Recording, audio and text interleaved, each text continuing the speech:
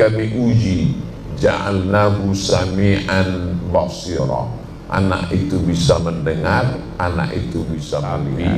Ketenangan ibu hamil itu dihasilkan oleh apa yang dia dengar. Cuman kadang ibu ini salah tangkap, dimahaminya baca Yusuf, surat Yusuf biar anaknya ganteng seperti Nabi Yusuf. Anak-anak ini dididik dengan baik, memilihkan bapaknya baik, memilihkan ibunya yang baik. Kata-katanya tolong diganti.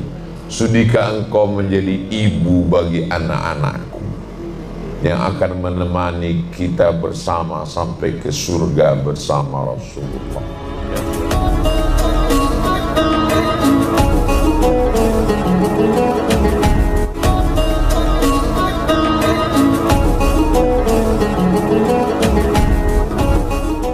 Siapa yang hamil 3 bulan, 4 bulan, 5 bulan boleh untuk ikut tur di Moskow, melihat lukisan-lukisan klasik diiringi dengan suara musik Mozart, Beethoven.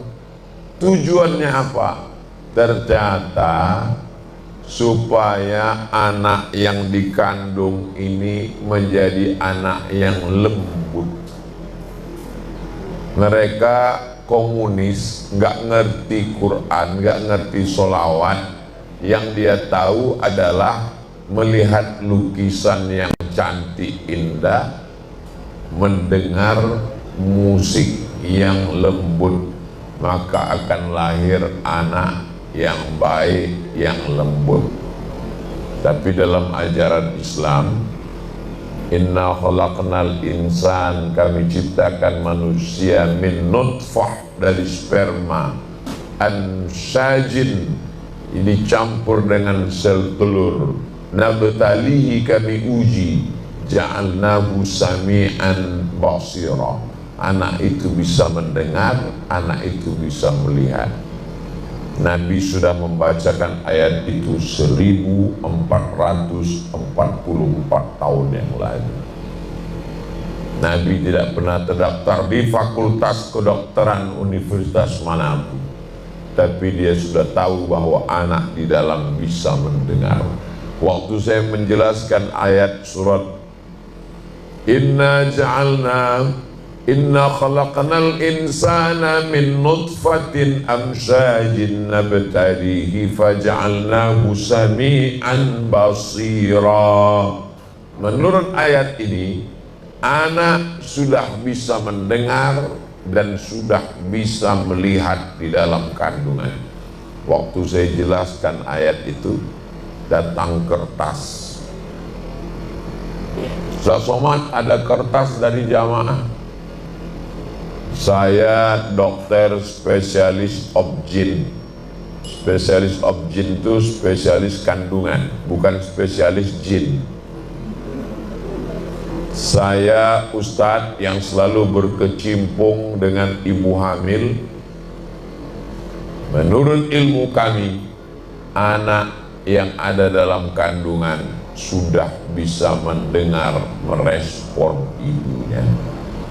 Jadi tur yang diadakan di Moskow itu, ketika ibunya mendengarkan musik yang slow, maka anaknya pun tenang di dalam. Jadi dapat disimpulkan, anak-anak yang melompat-lompat itu belum tentu karena mendengar musik metal, tapi ketenangan ibu hamil itu dihasilkan oleh apa yang dia dengar. Makanya disuruh ibu-ibu mengandung itu mendengarkan speaker Quran. Dari sejak Sami ada dalam kandungan sampai sekarang setahun 4 bulan, Februari, Maret, April, Mei, Juni, 17 Juni, setahun 4 bulan, non-stop, tidak boleh ayat Quran berhenti. Berhentinya kalau mati lampu aja. Bacaan Quran harus terus. Jadi yang selama ini ada musik, metal, R&B, K-pop dan lain-lain, tolonglah dirubah dulu menjadi lantunan ayat-ayat suci Al-Quran. Zaman dulu belum ada speaker Quran. Jadi zaman dulu kalau ada ibu-ibu hamil datang ke kiai, kiai sebaiknya saya ini baca apa ya? Disuruh baca surat Yusuf. Baca surat Yusuf ya. Cuman kadang ibu ini salah tangkap, dimahaminya baca Yusuf, surat Yusuf biar anaknya ganteng seperti Nabi Yusuf. Padahal maksud kiai supaya waktu baca Quran ibunya tenang, anaknya di dalam dengar. Itu maksudnya. Kalau ibunya tenang, jantungnya tenang, otaknya tenang, anaknya juga tenang di dalam, pertumbuhannya normal, sehat. Cuman kadang orang kita ini salah paham, nanya segan. Kalau dia nanya, kiai jelaskan, kiai kenapa baca surat Yusuf? Cuman karena dia segan, ngambil kesimpulan sendiri. Baca surat Yusuf biar anaknya ganteng, pas lahir hitam. Komplain sama kiai, apa nih kiai, saya sudah baca surat Yusuf anaknya kok gini. Kiai nggak marah-marah, pas dikomplain kiainya diam aja. Dia nanya bojone di, suaminya mana, ini bodoh.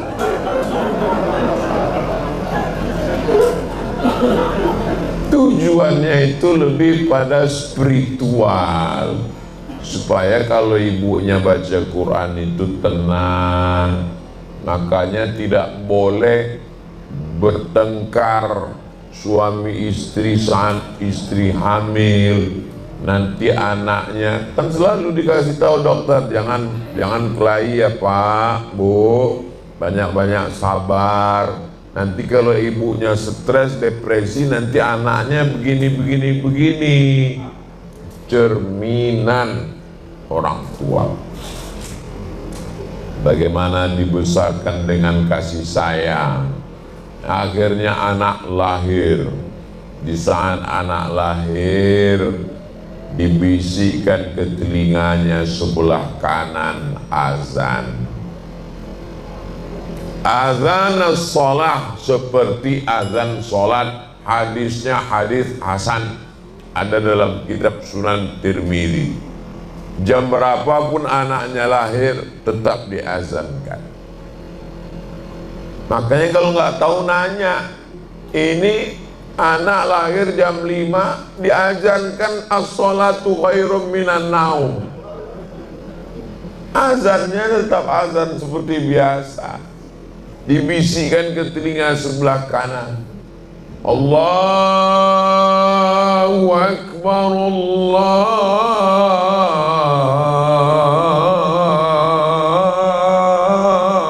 Akbar. Saya mengazankan anak saya, meleleh air mata saya saat azan. Apa yang Ustaz bayangkan? Saat ini aku yang membisikkan ke telingamu, asyhadu an la ilaha illallah. Kita sebagai orang tua yang kita inginkan cuma satu. Kita ingin anak itu nanti yang membisikkan ke telinga kita saat sakratul maut, la ilaha illallah. Jangan sampai nanti saat kita sakaratul maut, dokter bertanya, anaknya berapa? Anaknya 5 Pak. Yang pertama lagi keluar negeri, yang kedua lagi sidang penting, yang keempat lagi meeting rapat, yang kelima lagi show, yang keenam nggak tahu di mana. 5 anak yang kau azankan dulu, satu pun tak bisa membalas, membisikkan ke telingamu, la ilaha illallah. Untuk apalah anakmu sukses, Untuk apa kau datang wisudanya?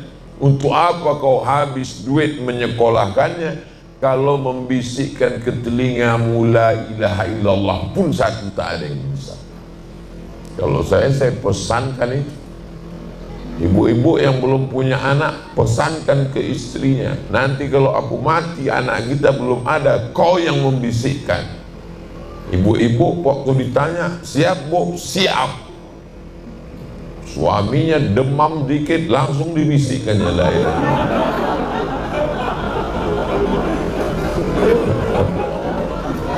Itulah saking solihahnya. Lambat sholat subuh dikit, la ilaha belum lagi katanya. Nah, lalu kemudian dikasih dia cairan kurma. Waktu Nabi Isa lahir, Maryam memegang anak yang baru lahir itu. Apa kata Allah? Wa huzi ilaiki bi jiz'in nakhlati. Wahai Maryam yang baru melahirkan anak bernama Isa, goncangkan pundakmu ke batang pohon kurma, tusaqit alaiki rutaban janiyya, akan gugur buah kurma. Jadi ternyata Nabi Isa pun waktu lahir dikasih buah kurma.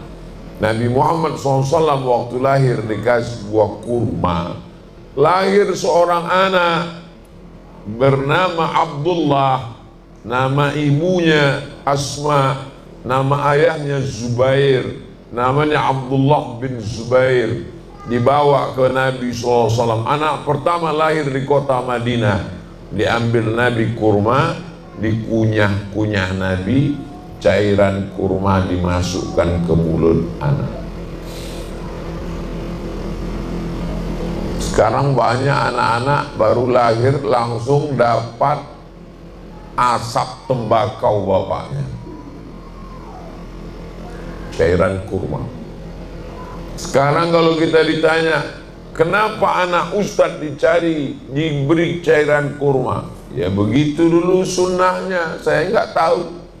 Diteliti di Universitas Ain Shams, University Kairo.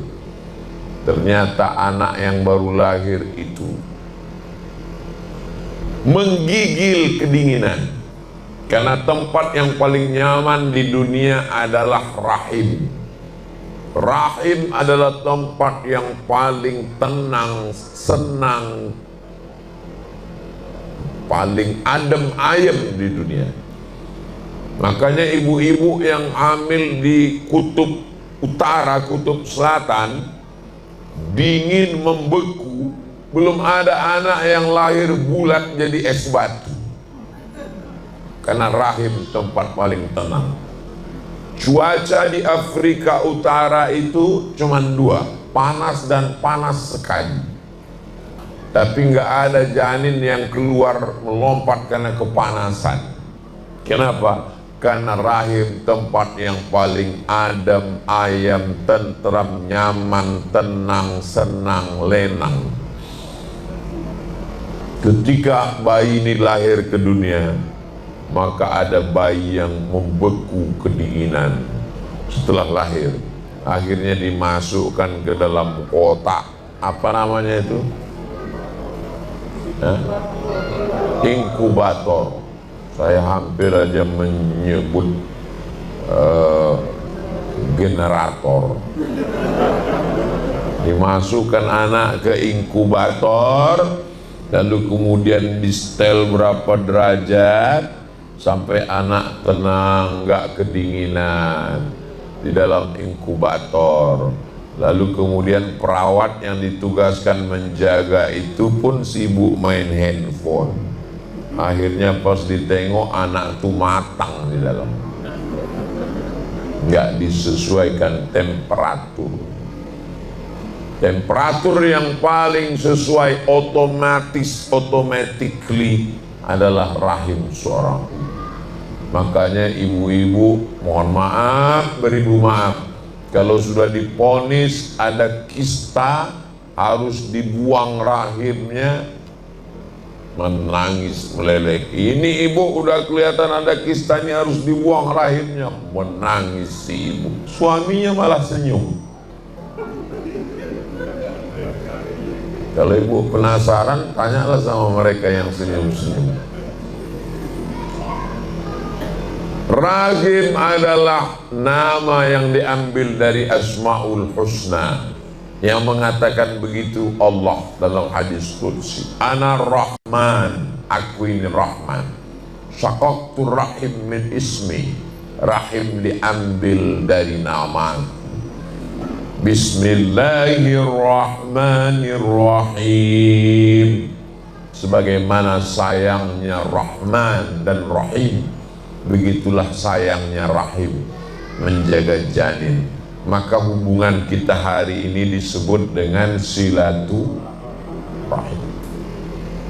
Bapak di rahim ibu bapak, saya di rahim ibu saya, ibu di rahim ibunya ibu-ibu. Dan hari ini kita menyambung tali silaturahim untuk menjaga anak-anak kita ke depan. Ada yayasan, ada guru, ada wali murid, ada peserta didik. Keempat ini mesti sering-sering bersilaturahim, menyambung lagi rahim yang putus untuk melahirkan generasi ke depan, generasi OSB, Omar Smart Brand. Dia memang setiap 10 menit sekali ada iklannya.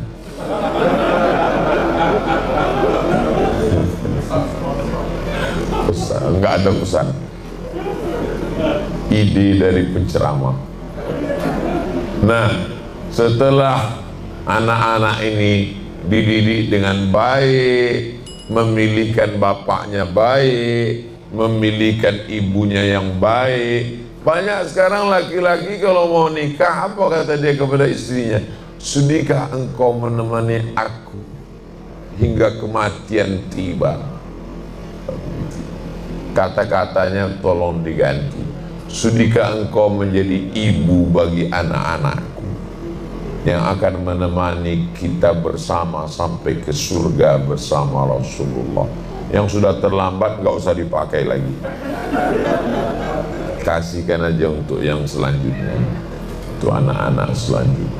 Nah, ini penting sekali karena ini mindset cara kita berpikir. Kita menganggap ini perempuan hanya untuk menemani kita sampai kematian datang. Enggak, dia tidak menemani kita sampai kematian, tapi untuk menjaga anak-anak kita, generasi masa depan yang melahirkan calon pemimpin, lalu kemudian sampai akhirnya kita bersama dengan Rasulullah Sallallahu Alaihi Wasallam.